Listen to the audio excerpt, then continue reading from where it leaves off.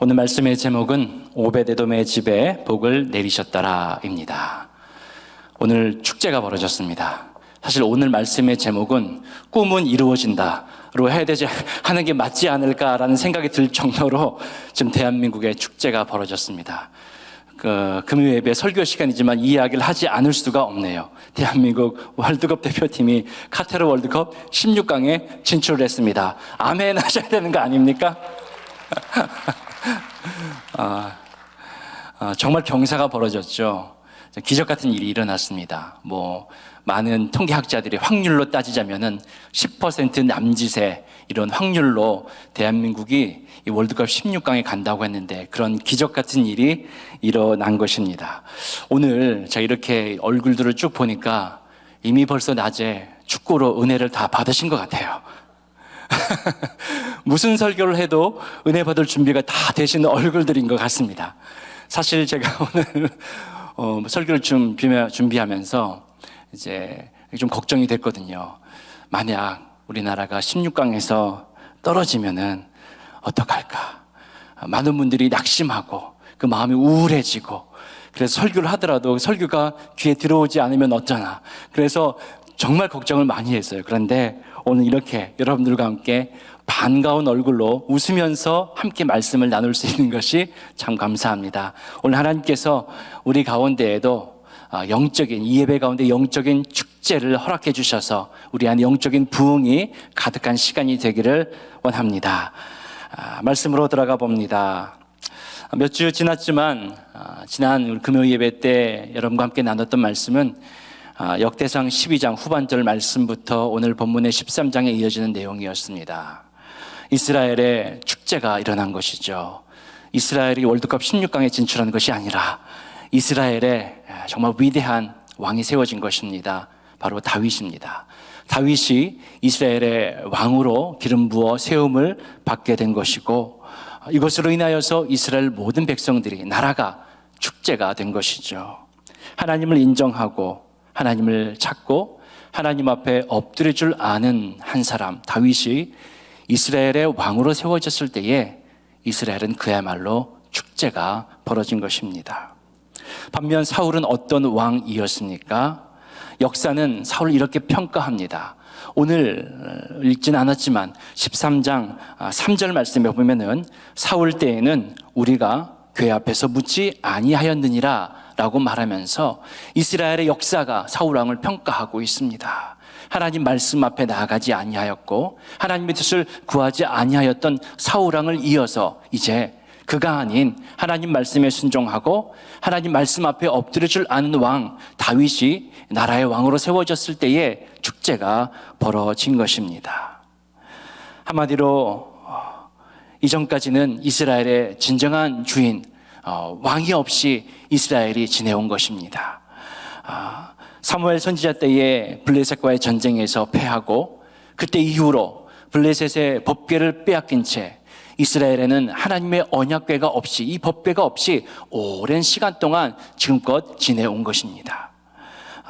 사무엘상 4장 10절에 보면 블레셋 사람들이 쳤더니 이스라엘이 패하여 각기 장막으로 도망하였고 사륙이 심히 커서 이스라엘의 보병에 엎드러진 자가 3만 명이었다라고 말하고 있습니다. 블레셋과의 전쟁에서 이스라엘은 패하였고 무려 3만여 명의 군사들이 쓰러졌습니다. 죽임을 당한 것이죠. 이렇게 이대로 이스라엘은 하나님의 언약궤를 빼앗긴 채 수십 년을 지나와야 한 것입니다. 13장 1절의 말씀을 보면은 그리고 나서 다윗이 천부장과 백부장 곧 모든 지휘관과 더불어 의논하고 다윗이 이스라엘의 온 회중에게 이르되 만일 너희가 좋게 여기고 또 우리 하나님 여호와께로 말미암았으면 우리가 우리 하나님의 궤를 우리에게로 옮기오자. 사울 때에는 우리가 궤 앞에서 묻지 아니하였느니라 하매 이스라엘의 왕위에 오른 다윗은 먼저는 예루살렘을 회복하고 예루살렘을 이스라엘의 수도로 정한 이후에 나라의 모든 군대 장관들과 장로들을 모아서 중대한 결정 하나를 한 것입니다. 이제 우리가 그동안 이스라엘 멀리 떨어져 있던 하나님의 언약궤 이 말씀의 법궤를 예루살렘으로 가져오자. 말씀을 회복하자라는 의견을 내놓은 것입니다. 이 모든 일에 2절 말씀에 다윗이 이스라엘 온 회중에게 이르되 너희가 좋게 여기고 어떻게 여겼을까요? 이스라엘 백성들은 이 일을 좋게 여겼습니다. 만일 여호와께로 말미암았으면 하나님께서 이를 어떻게 여기셨을까요? 가장 기뻐하신 일이었지요. 여러분, 우리가 정말 말씀으로 하나님을 기뻐하시는 일에 하나 되는 교회와 우리 가정과 우리 각 사람이 되기를 주님의 이름으로 축복합니다. 여러분의 삶에 말씀으로 인하여서 기쁨을 가져오는 자들이 되시기를 축복합니다. 말씀으로 인하여서 우리의 삶의 형통과 좋은 일을 가져오는 그러한 믿음의 성도들이 되시기를 축복합니다. 우리 교회가 이제 50년을 향하여 나아가고 있습니다. 말씀으로 하나님을 기쁘시게 되는 교회가 되기를 주님의 이름으로 축복합니다. 우리 교회가 말씀으로 하나 될 때에, 우리 가정이 하나님의 말씀으로 하나 될 때에, 우리의 가정에 하나님의 말씀을 중심으로 가져온 일을 할 때에 하나님께서 이것을 기쁘게 여기시고 좋게 여기실 줄 믿습니다. 우리 교회가 그 다른 어떤 것이 아닌 하나님의 말씀을 우리의 중심에 가져와서 말씀으로 기뻐하고 말씀으로 춤추는 교회가 될 때에 하나님께서 우리 교회를 기쁘게 여기실 줄 믿습니다. 우리가 우리 하나님의 교회를 우리에게로 옮겨오자. 3절 말씀입니다. 다윗은 말합니다. 이스라엘과 방백에게 우리 하나님의 교회를 우리에게로 옮겨오자. 사랑하는 여러분, 하나님의 말씀을 우리의 삶의 중심으로 옮기는 저와 여러분이 되기를 원합니다. 다윗은 지금 말하는 것이죠. 그동안 멀리 기랏 여아림 아비나답의 집, 그 오랜 수십 년의 세월 동안 성경은 20년이라고 말하고 있지만 성경학자들은 이렇게 말합니다. 사무엘 시대 20년, 그리고 사울 왕의 통치 40여 년, 그리고 다윗이 왕위에 오른 이후 이것을 예루살렘으로 가져올 때까지의 약 10여 년의 세월을 생각해 본다면 그것은 20년 넘어 70년의 세월을, 무려 70년이란 세월을 하나님의 말씀이 예루살렘에 없는 채 이스라엘이 지내왔다는 것이죠. 이제 다윗은 이것을 회복하고자 한 것입니다. 하나님의 임재, 하나님의 영광의 상징인 언약궤, 말씀의 법궤가 없이 살아왔던 무려 70여 년의 세월을 청산하고 이제 우리가 하나님의 말씀을 우리의 삶의 중심으로 가져오자. 할렐루야. 여러분, 우리의 마음에도 우리의 삶에도 하나님의 말씀을 우리의 삶의 중심으로 가져오는 그 은혜의 운동이 시작되기를 축복합니다. 그동안 우리 1년여 동안 공동체 성경 읽기로 우리가 말씀의 행진을 하였습니다. 여러분, 수고 많이 하셨습니다. 새벽마다 이 말씀을 들으면서 우리가 어느새 1년이 지났고 자연스럽게 말씀의 일독을 하면서 말씀의 은혜 행진을 해왔습니다. 여기가 끝이 아니죠. 리스타트. 12월 1일 어제부터 우리가 새로운 제2차 공동체 성경 읽기로 말씀 행진을 다시 시작하고 있습니다. 우리가 하나님의 교회를 우리에게로 옮겨오자라는 말씀이, 여러분, 하나님께서 여러분들에게, 우리 각 사람에게 하나님의 말씀으로 새롭게 시작하라는 음성이 되어지기를 축복합니다. 여러분, 삶의, 가정의, 직장과 일터에 하나님의 말씀으로 다시 시작하는 저와 여러분 되기를 원합니다. 삶의 중심에, 우리 인생의 중심에 말씀을 가져오는 작업을 여러분 시작하십시오. 그것이 진정한 축제요 기쁨이라는 것이죠. 지난 시간에도 말씀을 나누었지만 다윗의 인생의 최대 축제는 왕이 된 것도 아니었습니다. 그리고 사울 왕의 아리따운 딸을 신부로 맞이한 것도 아니었습니다. 골리앗을 쓰러뜨린 것도 그 인생의 축제의 주제와 이유가 아니었다는 것이죠. 진짜 다윗이 춤추기 시작한 것은 언제입니까? 말씀이 움직이기 시작할 때에, 그의 삶에서 멀리 떨어져 있던 말씀이 그의 삶의 중심으로 한 걸음 한 걸음 움직이기 시작했을 때에, 말씀의 행진이 시작되었을 때 다윗은 기뻐 춤추며 노래했다는 것입니다. 할렐루야. 오늘 7절과 8절의 말씀을 보면 하나님의 궤를 새 수레에 싣고 아비나답의 집에서 나오는데 우사와 아히오는 수레를 몰며 다윗과 이스라엘 온 무리는 하나님 앞에서 힘을 다하여 뛰놀며 노래하며 수금과 비파와 소고와 제금과 나팔로 연주하니라. 할렐루야. 다윗의 인생에 말씀이 움직이기 시작했을 때에 춤추고 노래했다는 것입니다. 여러분들 잔치 많이 하시죠? 태어났다고 잔치하고, 자식이 또 아들 낳았다고 잔치하고, 좋은 대학에 들어갔다고 잔치하고, 또 좋은 직장 취직했다고 잔치하고, 성공하고 좋은 집 샀다고 잔치하고, 여러분과 인생의 잔치가 얼마나 많이 있습니까? 그러나 다윗의 진정한 축제 잔치는 하나님의 말씀이 움직이기 시작했던 것입니다. 그때였습니다. 그 말씀이 다윗의 삶의 중심으로 한 걸음 한 걸음 움직이기 시작했을 때에 그 인생의 진정한 축제와 춤이, 노래가 시작됐다는 것이죠. 여러분, 하나님의 말씀으로 인하여서 춤출 수 있는 자 되시길 바랍니다. 하나님의 말씀이 내 삶의 중심으로 점점 가까이 옴으로 인하여서 하나님을 기뻐 노래할 수 있는 저와 여러분의 인생이 되기를 축복합니다. 반대로 우리의 삶이 하나님 말씀을 향하여 전진해가는 그 기쁨이 여러분의 삶에 회복되기를 축복합니다.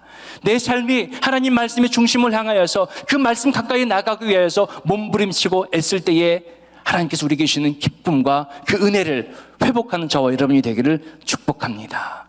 다윗의 진정한 기쁨, 축제는 바로 말씀이 움직이는 그 순간이었다는 것이죠. 여러분, 우리가 하나님의 말씀으로 우리의 삶의 기쁨을 회복해야겠습니다.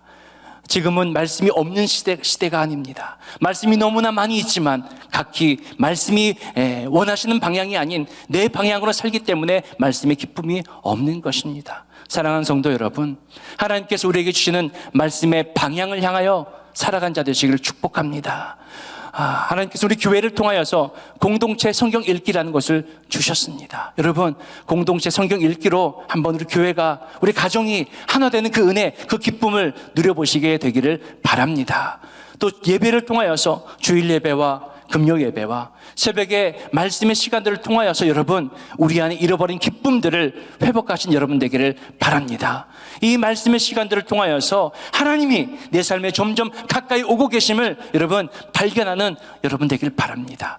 그리고 내 삶이 점점 하나님 말씀 중심으로 다가가는 그 은혜를 발견하고 누리는 우리의 삶이 되기를 축복합니다. 말씀에는 기쁨이 있기 때문입니다.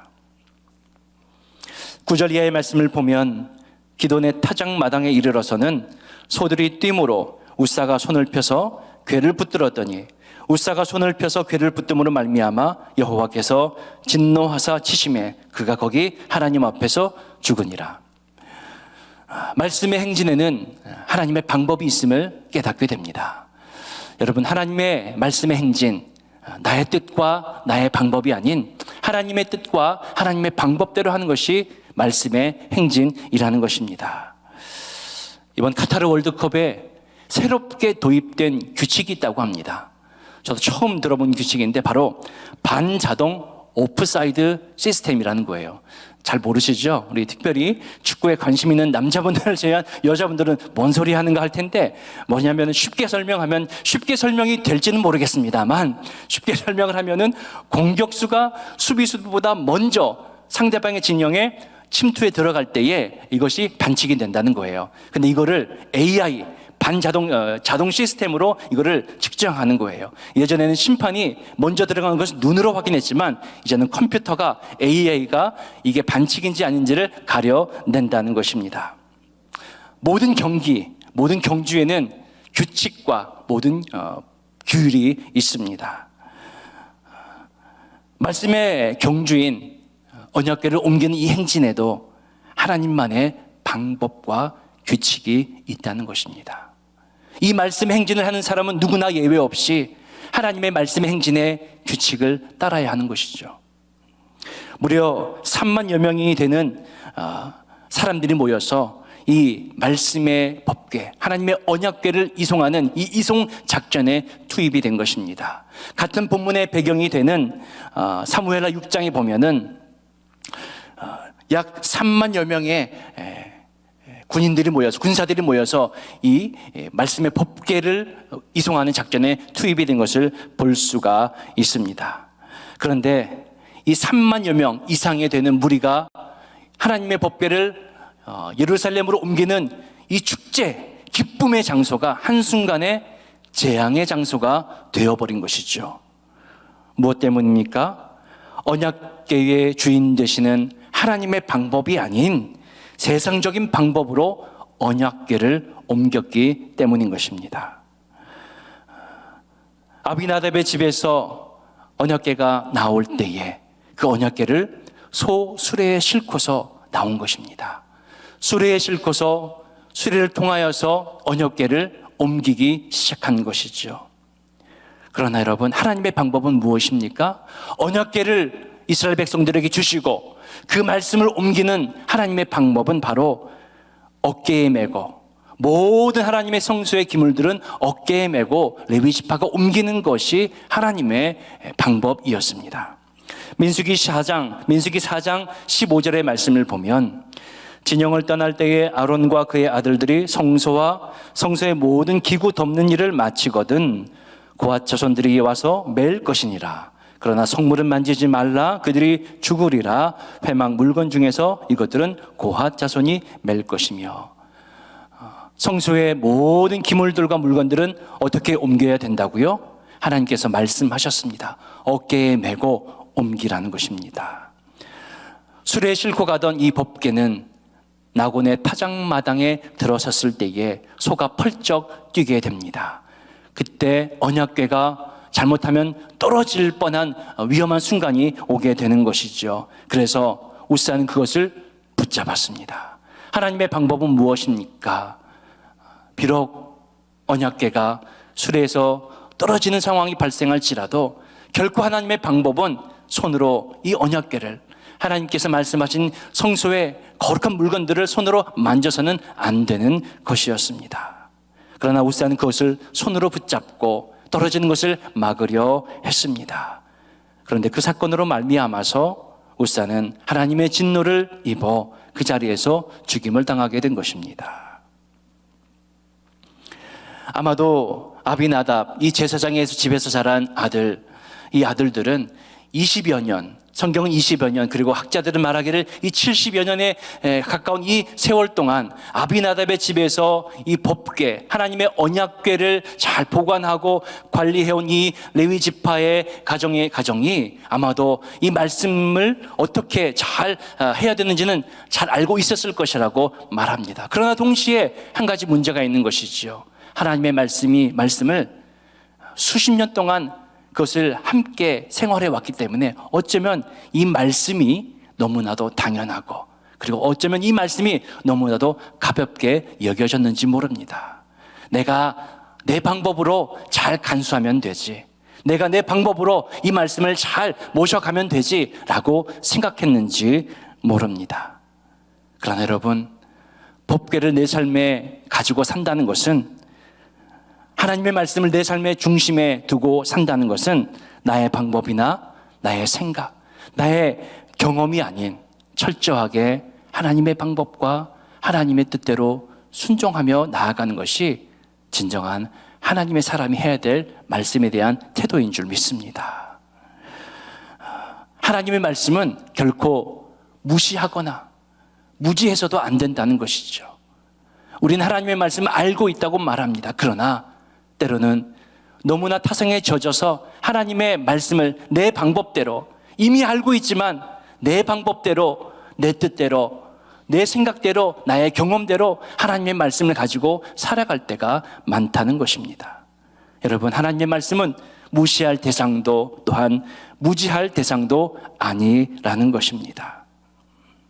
하나님의 말씀은 하나님이 앞서가는 행진이며, 하나님이 앞서가신 그 말씀의 행진은 철저한 순종의 길이라는 것을 우리는 분명히 기억해야 합니다.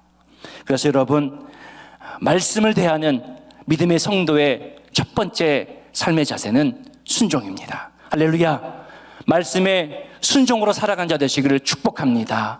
5년, 10년, 20년, 30년 신앙의 경력과 세월이 중요한 것이 아니라 말씀의 행진에 가장 중요한 것은 무엇입니까? 철저한 순종입니다. 할렐루야.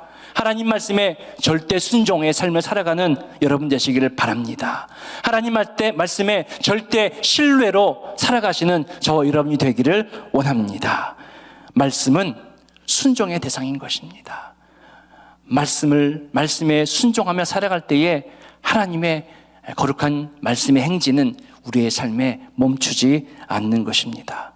하나님의 말씀의 방향을 바꾸는 자로 살아가지 않게 되기를 바랍니다.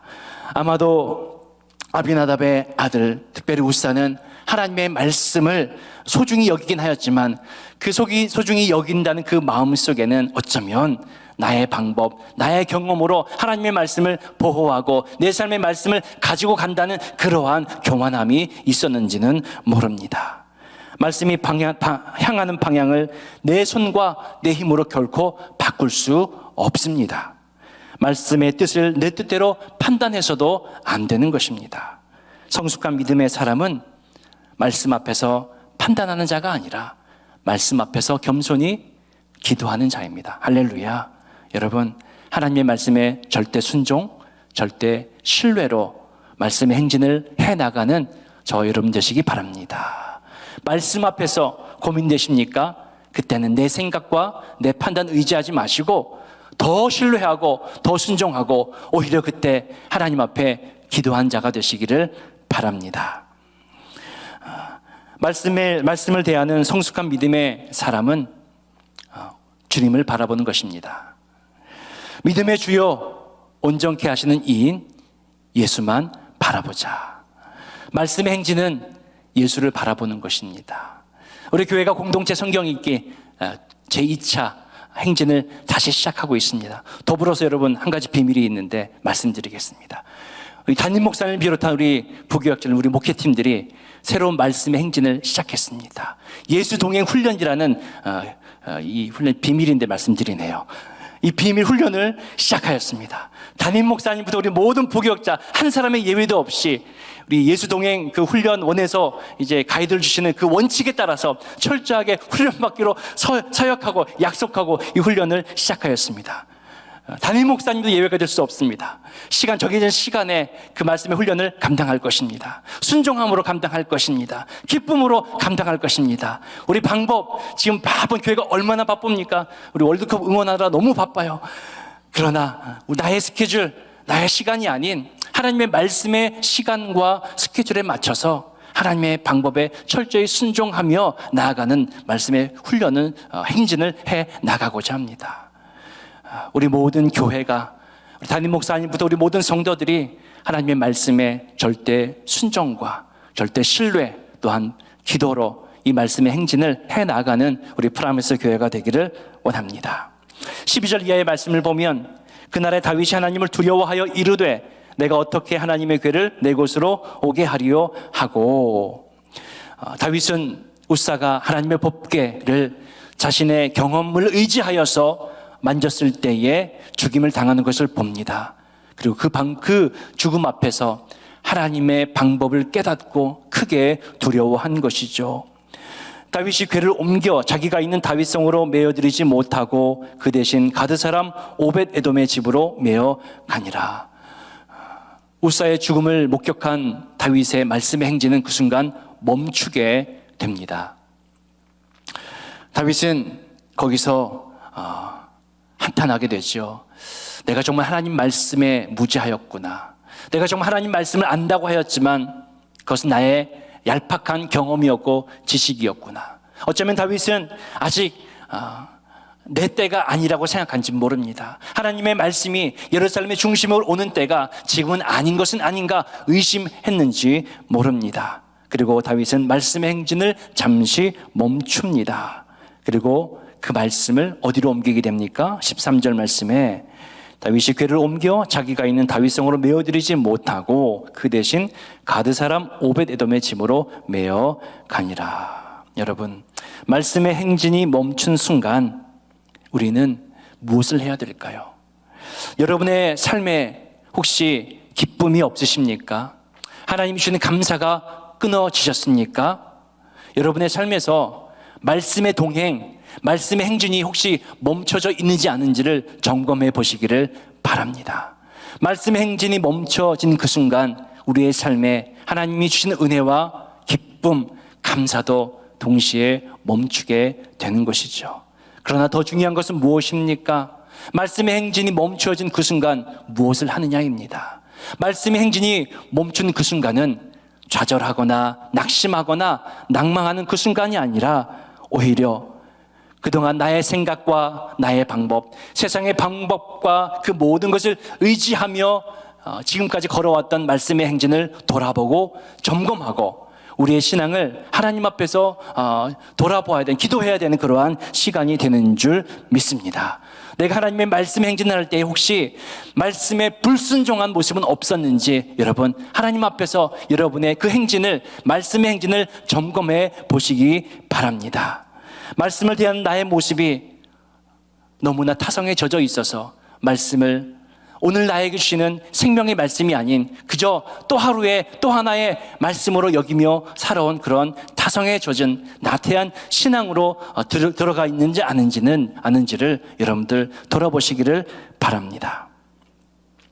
영적인 우월감과 교만함에 사로잡혀서 하나님 앞에 기도하지 아니하고 말씀의 방향이 아닌 나의 뜻과 나의 방향으로 지금 신앙의 행진을 하고 있지는 않은지 돌아보고 점검해야 될 때인 것이죠. 말씀의 행진은 결코 멈추어서는 안 됩니다. 말씀의 행진은 믿음과 신뢰와 그리고 겸손함으로 하나님께서 우리의 삶에 주시는 그 은혜들을 끝까지 붙들고 나아가야 되는 길이라는 것입니다. 그래서 말씀이 중심되는 삶은 쉽게 흔들리지 않습니다. 고난이 와도 시련이 와도 폭풍이 휘몰아쳐도 말씀의 반석 위에 있는 자는 결코 쉽게 넘어지거나 흔들리지 않습니다. 말씀이 머무는 곳은 가장 복된 자리인 것을 오늘 말씀을 통해 다시 한번 발견하게 됩니다. 14절, 하나님의 괴가 오벳에돔의 집에서 그의 가족과 함께 석 달을 있으니라. 여호와께서 오벳에돔의 집과 그의 모든 소유에 복을 내리셨더라. 14절 말씀에 한 사람 오벳에돔이 등장하지요. 가드 사람 13절부터 보면은 그가 가드 사람 오벳에돔이라고 말하고 있습니다. 가드 하면은 블레셋 땅으로 우리가 잘 알고 있는 그러한 지역입니다. 그래서 오벳에돔 하면은 블레셋 사람, 이방 사람이 아닌가 하는 그런 생각을 할 수 있습니다. 그런데 성경의 여러 것을 보면은 오벳에돔이라는 이름이 종종 등장하곤 합니다. 근데 오벳에돔의 이름은 주로 하나님의 법궤를 운반하거나 그리고 성소의 일을 감당하는 사람의 일로 등장합니다. 언약궤를 지키고 메고 성전문을 지키고 또한 악기로 연주하는 악사 오벳에돔으로 성경에 여러 차례 등장하지요. 이것으로 볼 때에 오벳에돔은 가드란 지역에서 출생하고 자란 사람이지만 분명히 그는 고핫 자손 레위인인 것을 우리는 알 수가 있습니다. 그리고 오벳에돔은 언약궤가 자기 집으로 들어오게 되는 일을 맞이하게 됩니다. 언약궤가 오벳에돔의 집으로 들어올 때에 오벳에돔의 심정은 어떠했을까요? 여러분 어떠했을까요? 한번 생각해 보십시오. 기뻤을까요? 슬펐을까요? 제가 봤을 때는 굉장히 난감했을 것입니다. 왜냐하면 다윗이 그랬던 것처럼 우사가 법궤를 손으로 만질 때에 정말 하나님의 진노하심을 입어 몸이 찢어지는 그러한 모습으로 죽임을 당한 것을 눈으로 목격한 다윗은 두려워하였습니다. 말씀을 감히 지금 대할 수 없을 만한 두려움에 사로잡힌 것이지요. 이 소문을 오벳에돔 또한 분명히 들었을 것입니다. 알았을 것입니다. 이 말씀의 행진에 어떠한 일이 일어났는지 모를 리가 없을 것입니다. 그러한 말씀이 지금 예루살렘으로 들어가는 것이 아니라 자신의 집에 들어온다는 것이죠. 굉장히 난감했고 굉장히 부담스러웠을 것입니다. 그러나 오늘 성경은 이렇게 말하고 있습니다. 오벳에돔의 집에 언약궤가 머무른 이후 3개월 동안 이 오벳에돔의 집에 하나님이 큰 축복을 주셨다는 겁니다. 하나님의 말씀이 예루살렘이 아닌 다윗과 함께하는 말씀의 행진이 아닌 지금 잠시 멈춰서서 그 행진이 어디로 향하였습니까? 말씀이 어디에 머물게 됩니까? 오벳에돔의 집에 머물게 됩니다. 그리고 오벳에돔의 집에 3개월을 머물고 난 이후에 그 집에 하나님께서 오벳에돔의 집과 소유에 복을 내리셨다라고 성경은 분명히 말씀하고 있습니다. 오벳에돔은 과연 어떠한 자이기에 하나님의 말씀이 그의 집에 머물렀고 또한 하나님께서 그에게 어떻게 복을 주셨을까? 저는 이 말씀 앞에서 깊이 묵상을 해보았습니다. 저는 이 오벳에돔의 축복의 이유가 두 가지라고 마음에 하나님께서 주셨습니다. 첫 번째는 거룩한 부담감이며 두 번째는 거룩한 용기라는 것입니다. 거룩한 부담감. 사실 말씀이 법궤가 그의 집에 들어오는 것은 오벳에돔이 원한 일도 아니었습니다. 그리고 어떠한 책임감에서 자유로운 그러한 일도 아니었습니다. 함부로 해서도 안 되고 또 그 법궤를 소중하고 모든 규례를 따라서 그 법궤를 잘 간직해야 되는, 그리고 잘못해서 만지기라도 하면, 잘못해서 어떻게 하기라도 하면은 하나님 앞에서 큰 진노를 입게 될 그러한 일이었지만, 그러한 말로 표현할 수 없는 거룩한 부담감이 있는 그러한 일이었지만 오벳에돔은 3개월간의 그 거룩한 부담감을 잘 이겨냈다는 것이죠. 성경은 이렇게 말합니다. 오벳에돔이 3개월의 거룩한 부담감을 잘 감당했다라고 말하지 않습니다. 그러나 한 가지 말하는 것은 무엇입니까? 오벳에돔의 집에 하나님의 언약궤가 머물렀고 3개월 이후에 하나님께서, 여호와께서 오벳에돔의 집에 그의 소유에 복을 내리셨다. 그 말은 무엇일까요? 오벳에돔이 이 거룩한 부담감을 잘 감당하였고 그 거룩한 부담감을 잘 이겨낸 믿음의 사람이었다는 것이죠. 할렐루야. 여러분, 여기서 발견할 수 있는 그 은혜를 여러분의 삶에 가져와 적용할 수 있게 되기를 바랍니다. 말씀은 쉬운 게 아니에요. 하나님의 말씀은 놀라운 은혜의 말씀이지만 동시에 우리의 삶에 거룩한 부담감이 있는 말씀인 줄 믿습니다. 함부로 할 수 없는 말씀입니다. 그러나 그 말씀에는 놀라운 능력이 있는 거룩한 말씀이 바로 하나님의 말씀입니다. 그리고 오벳에돔이 이 거룩한 부담감을 잘 감당하고 3개월이 되었을 때에 하나님께서 은혜와 복을 그의 가정에, 그의 소유에 부어주신 것을 우리는 분명히 기억해야 될 것입니다. 오벳에돔은 거룩한 용기의 사람이었다고 믿습니다. 이 3개월 동안의 거룩한 부담감을 이겨낸 것이죠. 저는 오늘 이 말씀을 마무리하면서 14절의 말씀, 14절, 하나님의 궤가 오벳에돔의 집에서 그의 가족과 함께 석 달을 있으니라. 여호와께서 오벳에돔의 짐과 그의 모든 소유에 복을 내리셨더라 라는 14절 말씀 중에 저는 이 말씀에 딱 꽂혔습니다. 뭘까요? 여러분, 어떤 말씀에 꽂히십니까? 저는 이 단어에 꽂혔습니다. 석 달. 여러분, 석 달의 거룩한 말씀의 부담을 갖고 하나님 앞에 결단과 용기로 한번 이 말씀의 행진을 시작하는 저와 여러분이 되기를 원합니다. 오늘 어찌됐건 광 목사를 통하여서 하나님께서 말씀의 거룩한 부담감을 주셨다고 믿고, 여러분, 저와 함께 우리 모두가 이 말씀의 거룩한 부담감을 가지고 말씀의 행진을 해 나가지 않으시겠습니까? 하나님께서 저와 여러분에게 거룩한 용기 또한 주시기를 원합니다. 왜냐하면 이 말씀의 행진은 결코 내 힘으로 쉽게 감당할 수 있는 그 행진이 아니기 때문입니다. 이 말씀 행진에는 방해하는 너무나 많은 방해꾼들이 우리 앞에 찾아올 것입니다. 말씀 행진을 가로막는 일들이 얼마나 많이 일어날지 모릅니다. 어쩌면 월요일에 대한민국이 16강전에 또 이겨서 8강에 진출하게 되면은 또 우리가 어떤 그런 기쁨과 흥분에 쌓여서 우리의 영적인 리듬이 흐트러질지 모릅니다. 벌써 16강 가니까 말씀에 우리 영적인 리듬이 많이 흐트러지는 것을 저도 말씀 준비하는데 굉장히 괴로웠습니다. 이 기쁨과 말씀의 은혜를 잘 해야 되는데 주체할 수가 없더라고요. 말씀의 행진, 우리가 이 말씀의 행진을 거룩한 부담과 용기로 잘 감당하는 오벳에돔과 같은 귀한 믿음의 사람 되기를 원합니다. 그래서 여러분, 한번 3개월 리스타트, 다시 시작하는, 말씀으로 다시 시작하는 이 연말 연시 3개월 하나님 앞에 우리가 다시 한번 말씀으로 살겠습니다. 말씀으로 이 믿음의 행진을 가겠습니다. 걸어가겠습니다라는 귀한 결단이 저와 여러분의 삶에 있게 되기를 원합니다.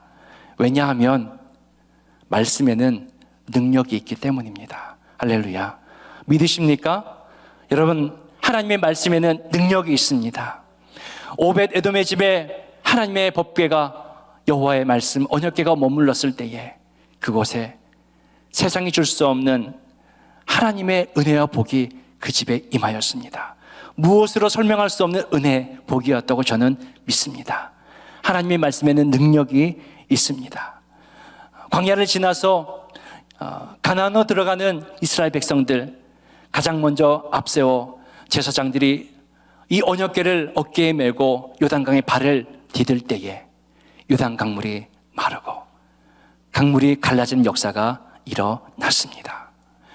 이스라엘 백성들이 여호와의 법궤를 어깨에 메고 이 말씀을 앞세워 여리고를 돌 때에 철옹성 같던 난공불락의 여리고가 무너졌던 것을 우리는 기억해야 할 것입니다. 그리고 블레셋이 어쨌든 이스라엘과의 전쟁에서 승리하여서 이 언약궤를 뺏어와서 그들이 있는 우상 다곤 신상에 가져갔을 때, 여러분, 여호와의 법궤가 있는 그 자리에서 다곤 신상이 꼬꾸라지고 정말 무너지는 역사가 일어난 것을 우리는 분명히 기억해야 될 것입니다. 말씀에는 능력이 있습니다. 우리의 삶의 중심에 말씀이 회복될 때에, 우리의 삶의 중심으로 말씀이 옮겨지기 시작할 때에 요단강물이 갈라지고 여리고가 무너지고 우상이 박살나는 역사가 우리의 삶과 가정에, 우리의 모든 일터에 일어나게 될 줄 믿습니다. 말씀에는 능력이 있습니다.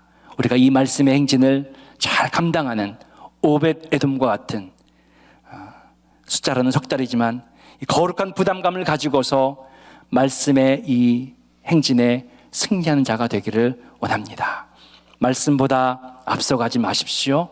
말씀의 절대 순종과 절대 신뢰, 절대 감사로 이 말씀의 행진을 이어가는 우리 모든 우리 프라미스 교회 성도님들 되시기를 주님의 이름으로 기원을 드립니다.